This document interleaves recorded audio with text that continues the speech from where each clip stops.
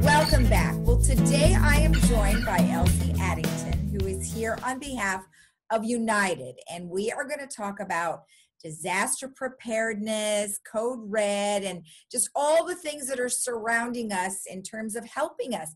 Well, Elsie, thank you for joining me. How are you today? I'm fine, Lisa. How are you? Good, good. This is a good time to evaluate all of this because we never know when the next disaster might strike. I mean, obviously we had the fires and that was very concerning. And, we talked to our director of security and he gives us instructions on what we need to do. And so therefore we're going to talk a little about some of the things that we can do on our own to be prepared. So thanks for joining us.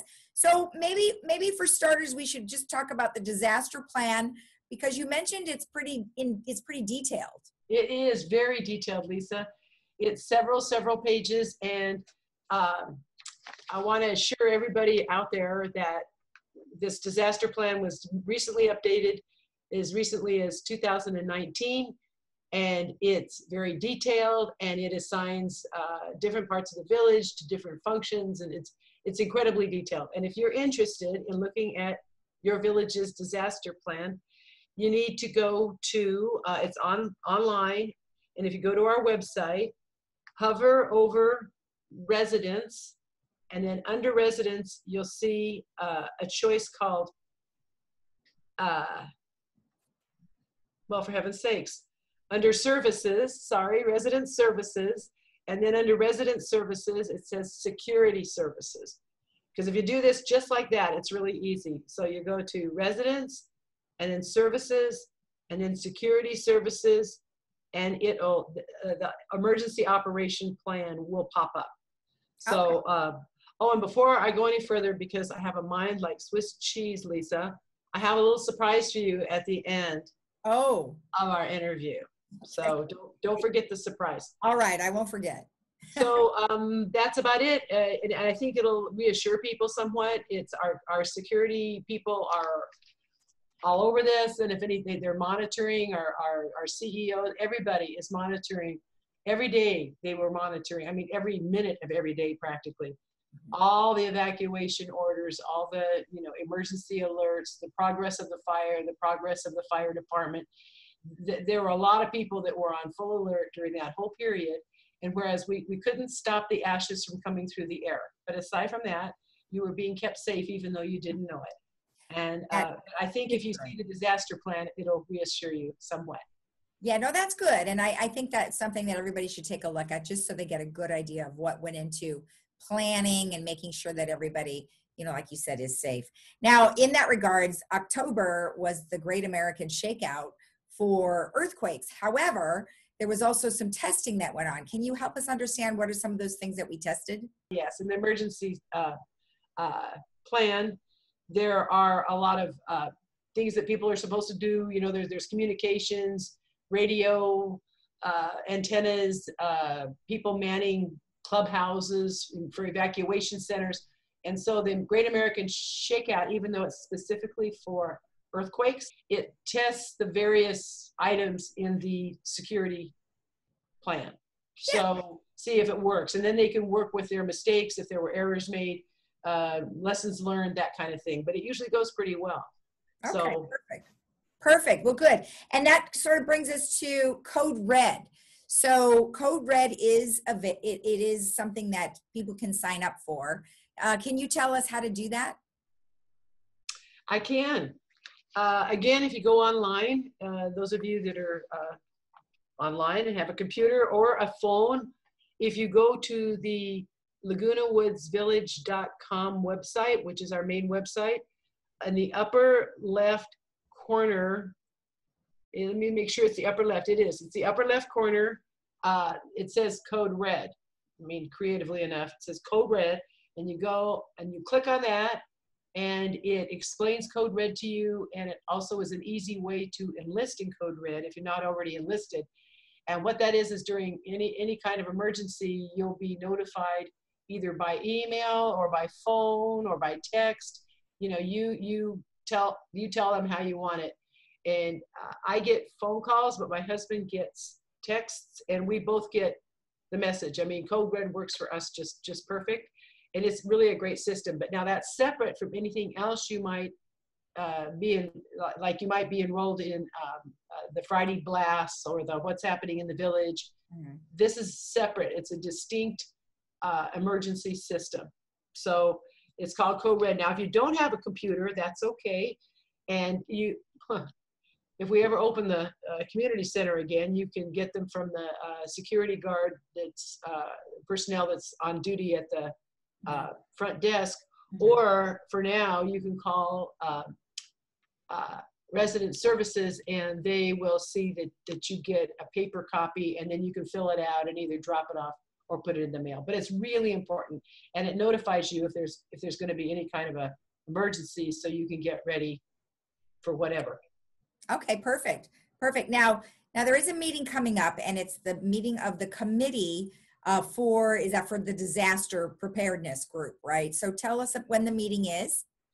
That's a GRF committee, and it's called the Disaster Preparedness Committee, again, creatively enough. And the next meeting is going to be on a Tuesday at 9:30 in the morning on November 24th. And, you know, God willing, and the creek don't rise. We hope it'll be then. And Chief Rojas is very active as well with the Disaster Preparedness Committee. And also, if you're interested in being a block captain, a lot of times, like when we're afraid of something, if we get involved in it and you look at its little parts, and it's really not that scary, you know? Mm-hmm. And plus, it's a good way to serve your village is to be a block captain. And if you know somebody who's a block captain, you know, things are a little broken right now with our communications. As you probably know, we're having computer problems. So it's a little bit difficult, but if you know somebody who's a block captain, ask them how they became one. Or otherwise, if you check in with security, and again, I'm not positive about that phone number, but if you check with security or follow the Disaster Preparedness Committee, somebody that's on that committee, mm-hmm. They'll help you apply to be a block captain. And that's like in cases of emergencies, you go around and make sure everybody in your building is safe and sound, and if they need assistance. And that's part of Code Red too. Code Red will tell helpers who needs a wheelchair, who needs a walker, you know, make people that live alone. So all this really does come together nicely. Hopefully we'll never have to use it, but right. That's about all I have for disaster preparedness. Well, that's good. I mean, I think that's great. And like you said, the block captain is someone that the little block will defer to in a emergency, and that block captain is trained. So they will train them once you've decided to participate. They train you, they give you things that would be associated with emergencies so you have on hand. You get a little vest, and so yeah, you get all sorts of great stuff. So if you want to do that. Yeah, I don't know. I just know about the vest. I heard about the vest. So I think if you get a vest, that sounds great. You know, you can have some authority there. But anyway, thank you. And if people can find you easily in an emergency. Exactly. All right. Well, very good. Well, thank you so much. I appreciate you taking the time, Elsie. Don't you want your little surprise? Oh, yeah, I do. Did I win a prize? You forgot. Yes. Here's the surprise. Oh, look at you. You got a whole thing. Nice. This is our survival kit, and this who sells this and sponsors this is Surprise, the Disaster Preparedness Committee. And it's just excellent. Amazing. Here's a place like you could always, like when you have to evacuate, you want to put your medications or something. There's an outside thing, and this is a emergency survival blanket. But you would not believe the stuff that's in here. Here's a poncho. Oh yeah.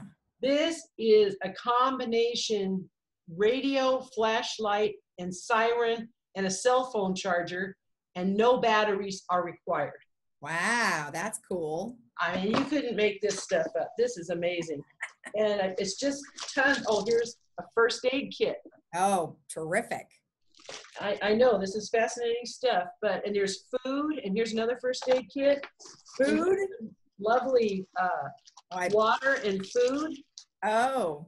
And it doesn't look very appetizing, but when you're, this is the water here. and this thing turns into a water holder, and the food part are these lovely bars right here. Oh, okay. Good. Did you try one? No, and the shelf life is good for 3 years, and Okay. the sell by date is prominently displayed.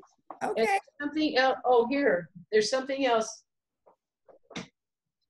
If you're all evacuated and sitting around with nothing to do, then you should also probably put this in yourself. It's have a bottle of wine and, you know, maybe a little flowers, a little music on your, you know, on your cordless phone, and you may as well Enjoy your time. you may as well write out the disaster in comfort. That's my. There you go. So that was your little surprise, and these things are available in the community center when we finally open again. And there's the disaster preparedness room.